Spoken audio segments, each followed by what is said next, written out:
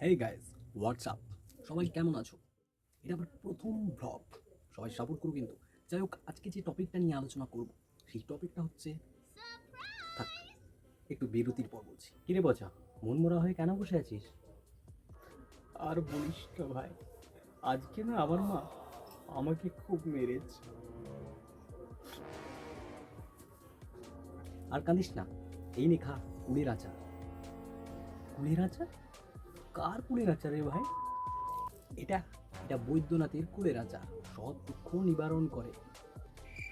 ও আচ্ছা, দে দে ভাই, তোর আচার দে, যদি আমার দুঃখটা যায় একটু।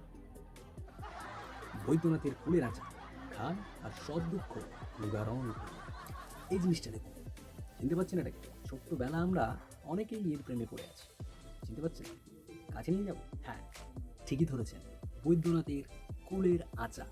কত 25 বছর আগে থেকে কিন্তু এর প্রেমে আমি পড়ে আছি, মানে আগের জন্মের কথা বলছি আমি। আগের জন্মেও এই ব্র্যান্ডের বৈদ্যনাথের কুলের আচার ছিল, কিন্তু সেটা অন্য নামে, সেটা অমরনাথের কুলের আচার ছিল। যাই হোক, আমি মানে আগের যুগে অন্য লেভেলের একজন খিলাড়ি ছিলাম। যাই হোক, আমি আগের যুগে কে ছিলাম সেটাও বলে ফেলছি। বুঝতে পারছেন তো আমি কি বড় মাপের একটা খিলাড়ি? আমিন টারকাটা, আমিন টারকাটা, আমিন টারকাটা। যাই হোক, ওসব কিছুই নয়।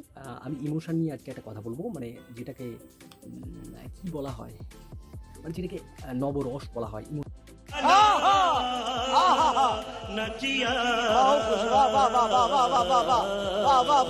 ইমোশন আমাদের সুখ সুখ, দুঃখ, হাসি, রাগ, এইসব নিয়ে ইমোশন তৈরি। 9টা ইমোশন মোট, সেগুলো নিয়ে আজকে কথা বলবো। যাই হোক, তার মধ্যে একটা ছোট্ট ইমোশন হলো যে এই বৈদ্যনাথের কুলের আচার, এই চাটনির সাথে আমার অনেক ইমোশন জড়িয়ে আছে। খুব খুব ভালো একটা ফিল হলো কি আজকে খেয়ে, এবং আমি ইনফ্যাক্ট বন্ধুদেরকে সবগুলো দিলাম। আমার 5-6টা বন্ধু আছে, ফ্রেন্ডস আছে, তো তাদেরকেও দিলাম। তারাও একটা মানে অতীতের স্মৃতি মানে ভাবলো, খুব একটা মানে দারুণ লাগলো বৈদ্যনাথের কুলের আচার খেয়ে।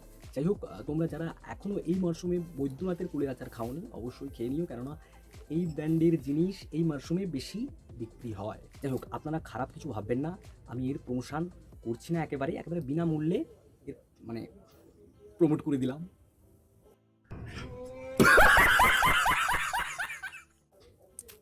আর হ্যাঁ, ভিডিওটা ভালো লাগলে অবশ্যই চ্যানেলটা সাবস্ক্রাইব করে দেবে কিন্তু।